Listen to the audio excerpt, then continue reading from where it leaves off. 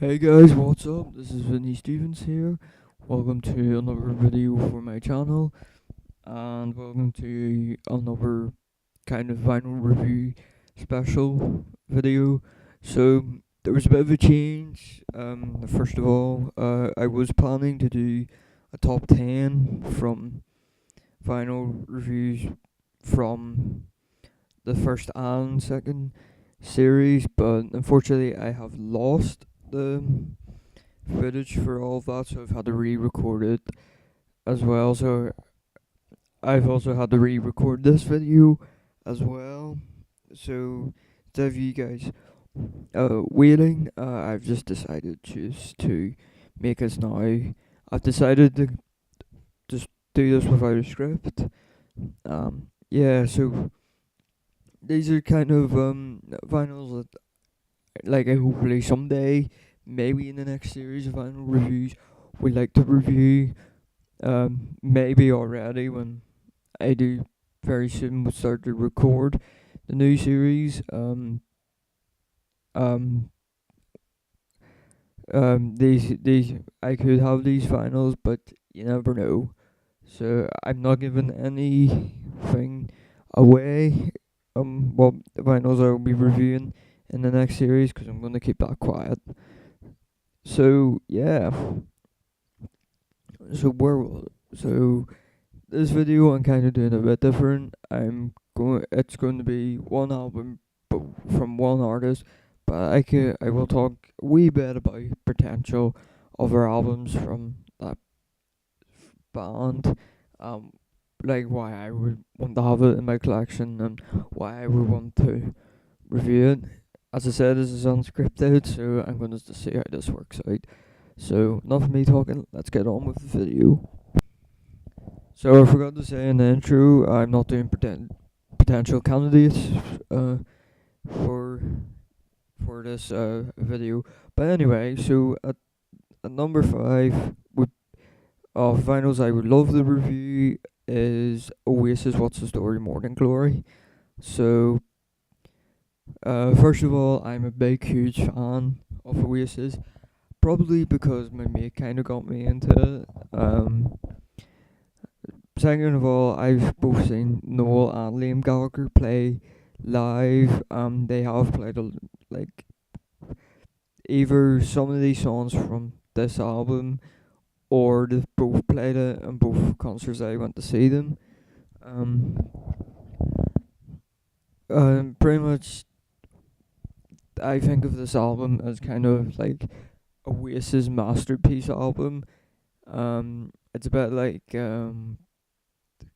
just as a example, but it's a completely different genre of music. It'd be like Oasis version to Britpop of Metallica's like Black Album.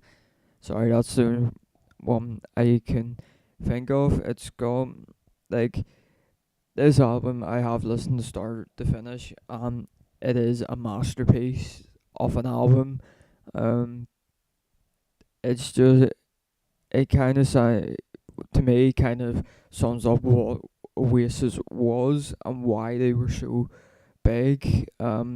Kind of the whole uh music genre, the Britpop and stuff. So it's got songs on it like Roll With It, pretty much the Wonderwall, Don't Look Back in Anger. Some might say Morning Glory and Champagne Supernova.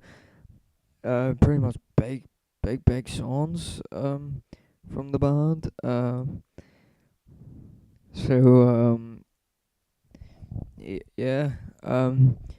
Really, I would love to have this in my collection because first of all, I don't actually own any Oasis in my in my collection. It would be a great album to actually have. Problem is, since Oasis was such a big band, still like the likes of Noel Gallagher and Liam Gallagher still touring, kind of new reissued vinyls are quite expensive. Like I think they're upwards now of about 25 to 40, 50 quid. I did have a conversation one day with someone about this. It's very hard to try and get like original one, 'cause they can go for more. I think because this album's kind of so expensive, is as probably because it's a double vinyl album. You do see it in.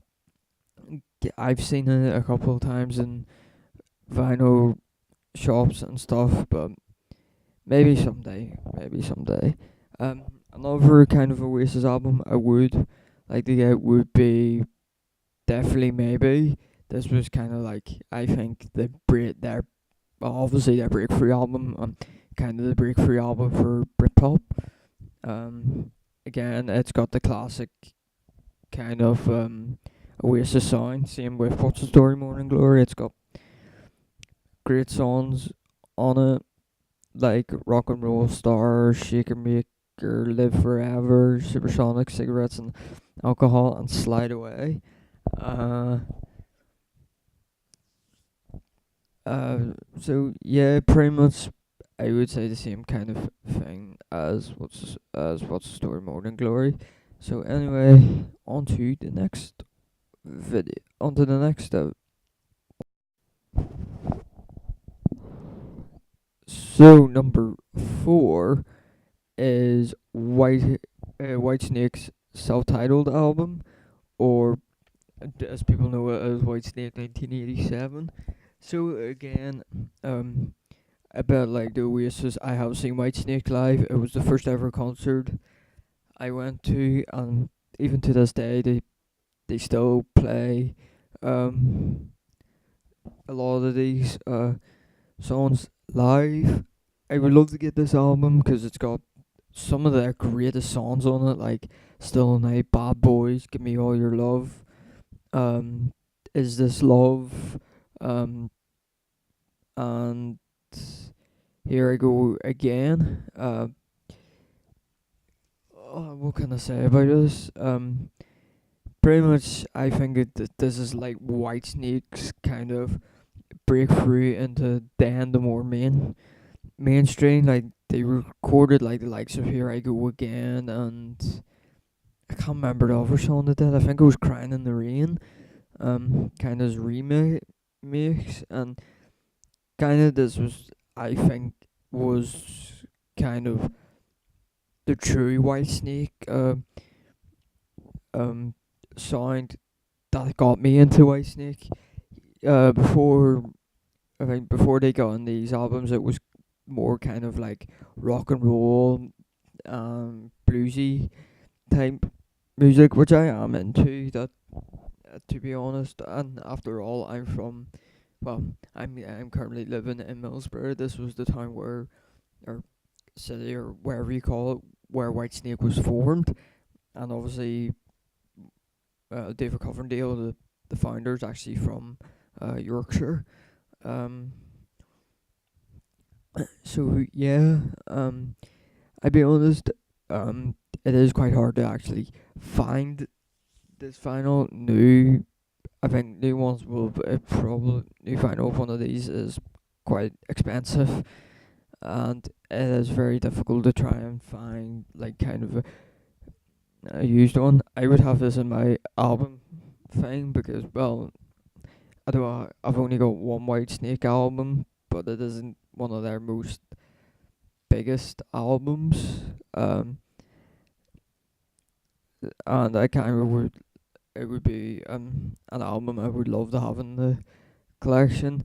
Other ones I could consider, they're Slipper of the Tongue, which was kind of a follow up to this album, with the kind of same sound, but they brought kind of more like power ballads into it.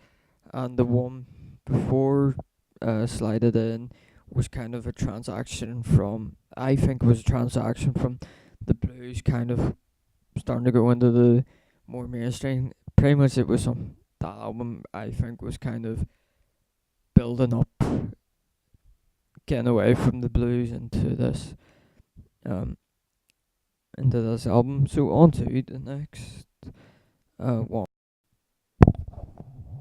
So number 3 is Bon Jovi Slippery When Wet. So I kind of was debating on they put this at number uh, two, but I've decided just to put it at number three. First of all, I am a huge Bon Jovi fan. It was one of the first bands I ever got into. I've never seen them live. They are playing this year in in Ireland, Dublin, but unfortunately, like it was sold out. Which I'm a bit gutted about. I could have seen them years ago, but unfortunately, I was only 15 at the time and you had to be 16. Anyway, why I picked this album for? Well, it's got one of my all time favorite songs on it. Living on a Prayer. Which kind of a lot of people think it's my icon. My kind of like when they think of that, they think of me for some odd reason. As well, it's got songs like "You Give Love a Bad Name," "Wanted Dead or Alive," "Never Say Goodbye."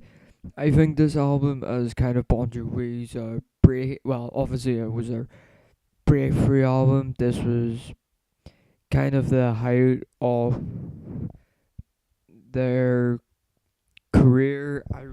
First of all, I don't actually have Bon Jovi albums in my collection. I would love to have this album, since it's got so many good songs on it, and this was when they were at the height of their career. Uh, and I'll be honest, I don't ever think I've come across this album. It's very hard to find. It's I think it would be if Bon Jovi albums they are reissued ones are quite expensive. I don't think I've ever came across a used one before. I have actually come across Bon Jovi albums, but they're more kind of their later albums from like 2000s, 90s, and I think I have come across some of their like their first two albums, other Bon Jovi albums. I could have chosen. Hold on a minute. That's better. For was a dry would have been New Jersey, which was as I says simply one way kind of their breakthrough and masterpiece album.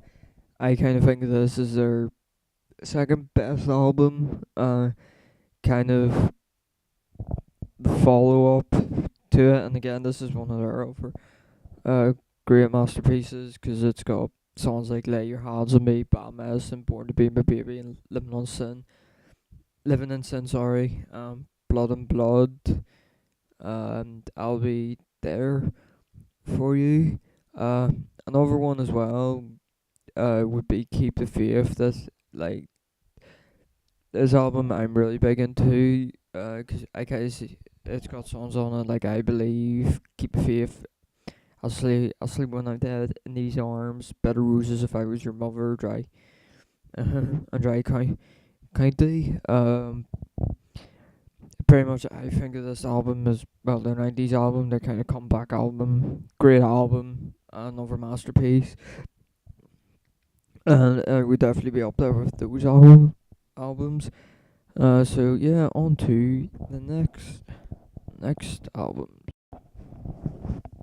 So number two is Def Leppard's Hysteria.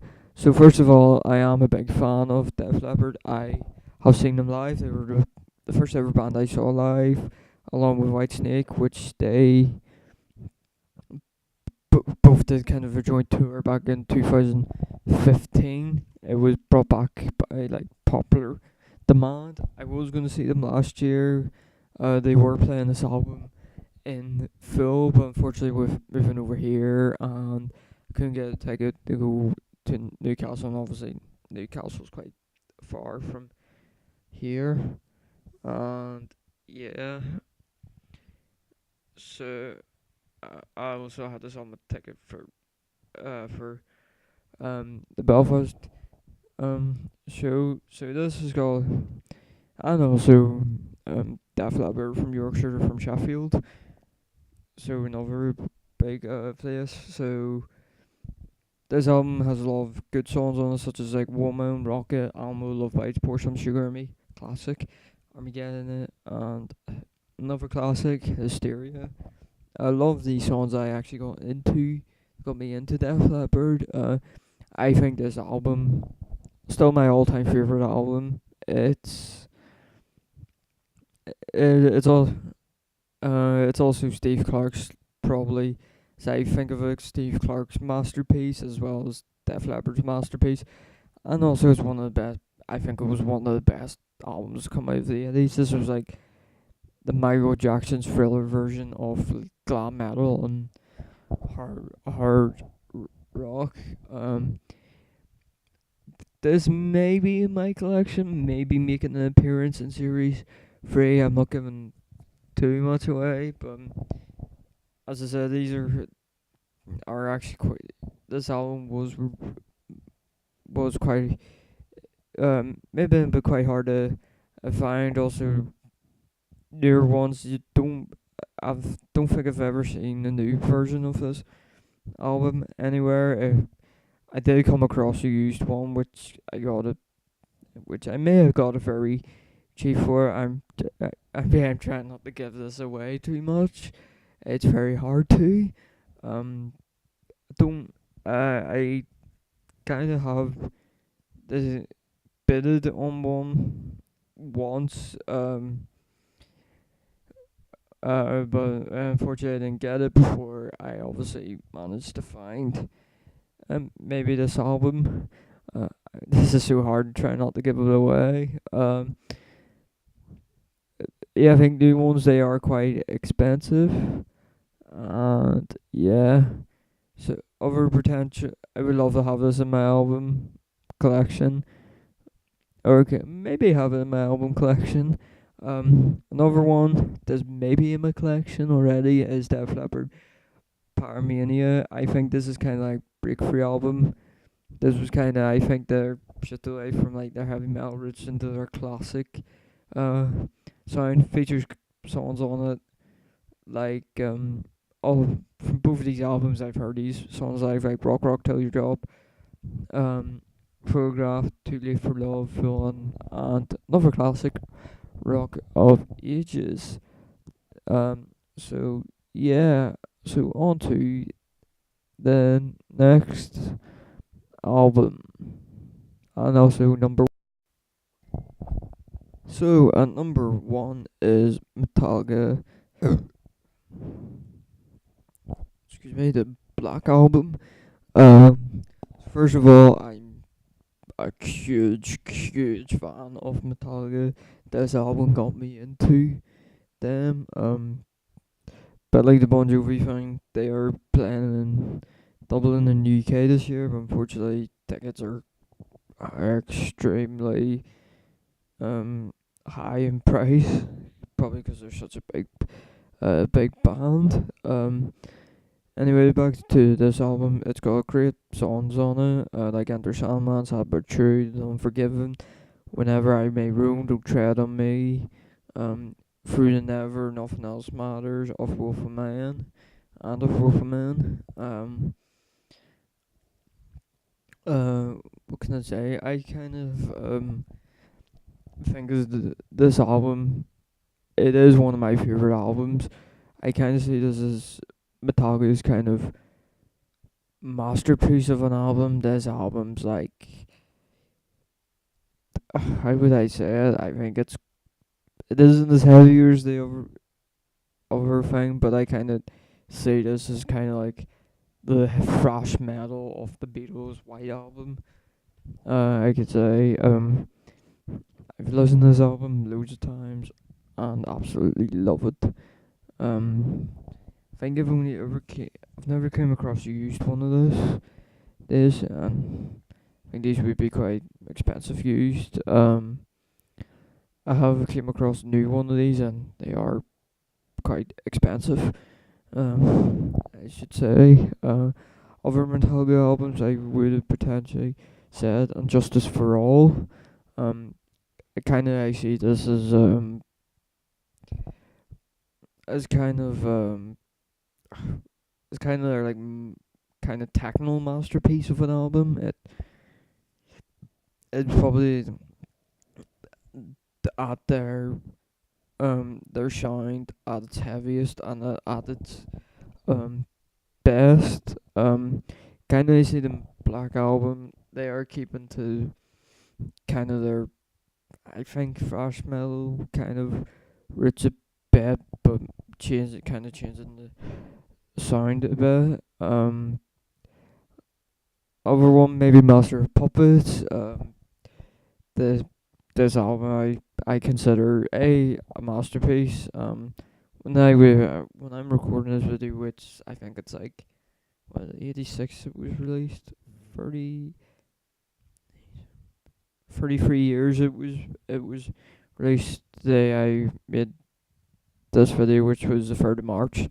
Um, what can I gonna say?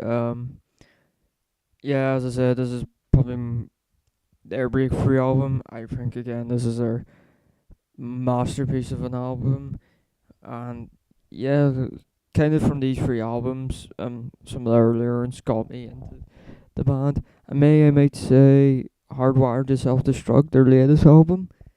I think I may be called a wee bit biased for saying this, but I think it's kind of marks their return to kind of their early like thrash metal sounds, but kind of a more modern sound to it. And I think this is kind of a bit be up there kind of with the Black Album. So yeah. Um so I'm going to wrap this video up. So